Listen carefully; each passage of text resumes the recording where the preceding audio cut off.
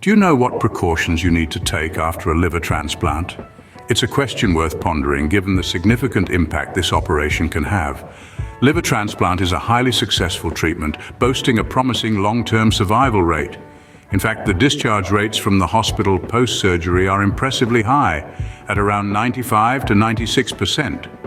Furthermore, the expected long-term survival rate is nothing short of encouraging, with between 65 to 70% of patients remaining hale and hearty, even 15 to 20 years post-transplant.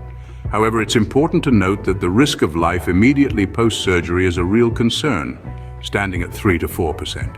This underscores the importance of taking the right precautions post-surgery. Although life after a liver transplant generally improves, patients must follow certain precautions to maintain their health. So, let's delve into these precautions and understand their significance.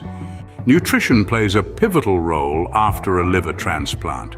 A well-balanced diet is the cornerstone of good health, and it is even more critical when your body is recovering from a major procedure like a liver transplant. One of the key nutrition goals post-transplant is to avoid certain fruits. You may be surprised to learn that some fruits can interact with your transplant medications. For example, grapefruit and pomegranate are known to interfere with the absorption of certain drugs, which can lead to complications. Alcohol is another substance that should be avoided after a liver transplant. Alcohol can cause damage to your new liver and may also interact negatively with your medications. It's best to steer clear of alcohol altogether to give your liver the best chance of healing and functioning optimally.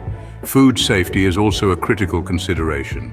Because your immune system is suppressed following a transplant, you're more susceptible to foodborne illnesses. This means being extra careful when preparing and storing food, and avoiding foods that carry a high risk of contamination, such as raw or undercooked seafood, unpasteurized dairy products, and unwashed fruits and vegetables.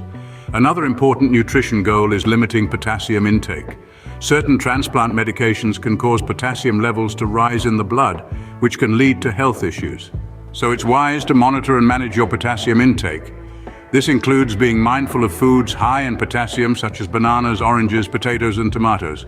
It's important to remember that these guidelines are not meant to restrict your diet, but rather to ensure your body gets the right nutrients it needs to heal and stay healthy. After all, your liver plays a major role in processing your food and extracting nutrients, so it makes sense to give it the best possible fuel. In conclusion, your diet post-transplant is more than just about satisfying your hunger. It's about nourishing your body, supporting your new liver, and promoting your overall well-being. Remember, your diet is a crucial part of your recovery and long-term health. Another key aspect to consider post-transplant is preventing osteoporosis. After a liver transplant, your body undergoes a significant change, and it's essential to take care of your bone health. One of the ways to do this is by consuming calcium-rich foods. Dairy products like milk and cheese, leafy green vegetables, and fortified foods are excellent sources of calcium. Calcium is crucial for bone health, and a well-balanced diet can help you meet your calcium needs. In addition to a calcium-rich diet, engaging in weight-bearing activities is equally important. Exercises such as walking, jogging, dancing, or lifting weights can stimulate bone formation and improve bone density. Remember, it's not about high intensity, it's about consistency. Talk to your doctor or a physical therapist about what exercises might be best for you. Supplements can also play a role in preventing osteoporosis. Your doctor may prescribe you certain supplements to ensure your calcium and vitamin D needs are met. Vitamin D is essential as it helps your body absorb calcium. It can be hard to get enough from food alone, so a supplement might be necessary. But it's not just about bone health.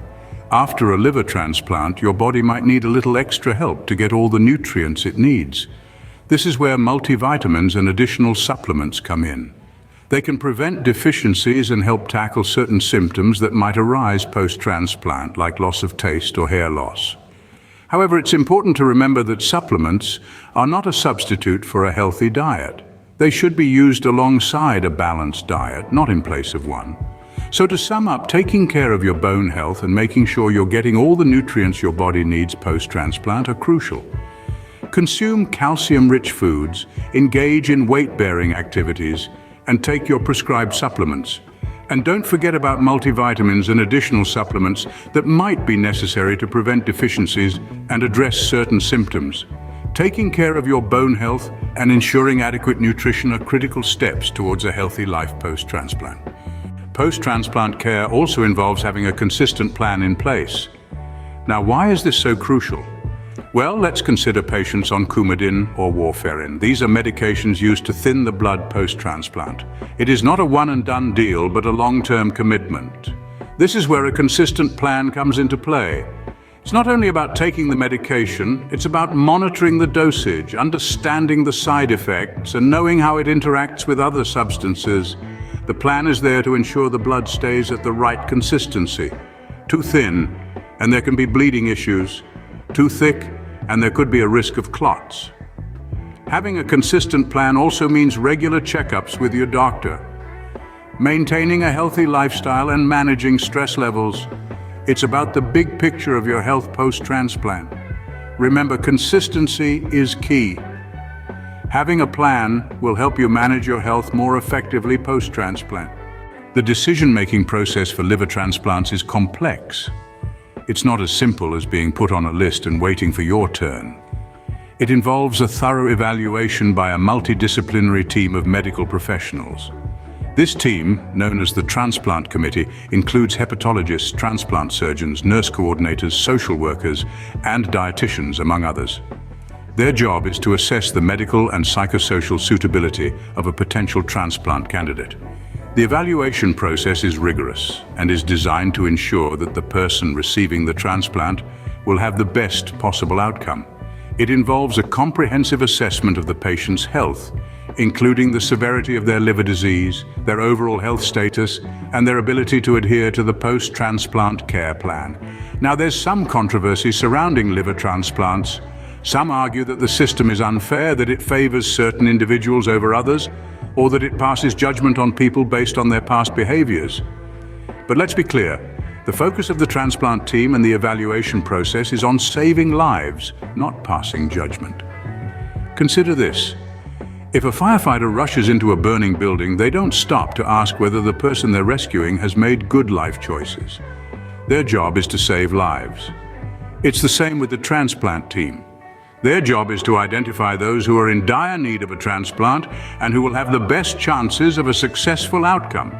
So regardless of the controversy and the perception of judgment, the ultimate goal of the liver transplant evaluation process is to save lives and improve the quality of life for those suffering from severe liver disease.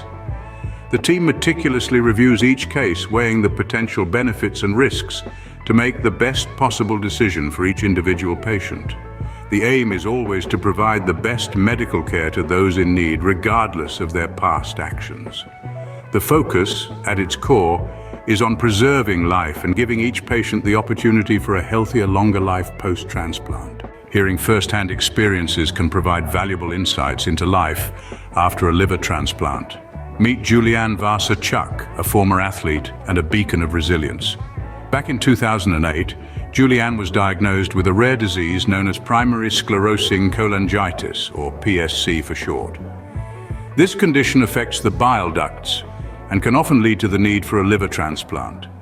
Living with PSC is no walk in the park. Its symptoms, though not always visible, can be debilitating.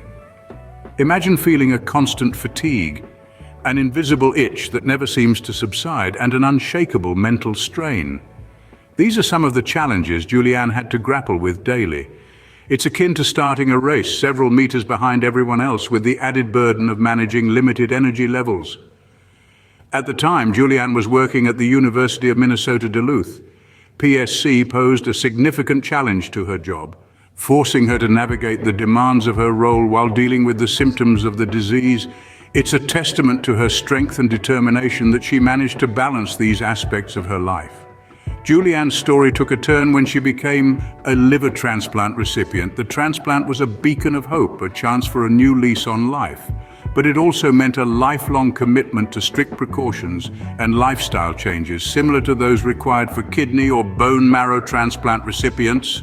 This included nutrition goals such as avoiding certain fruits that could interact with her transplant medication, practicing food safety due to a suppressed immune system, and avoiding alcohol. She also had to keep a keen eye on her potassium intake, as transplant medications can cause potassium levels to rise in the blood. Julianne's journey is a vivid illustration of the resilience of liver transplant recipients.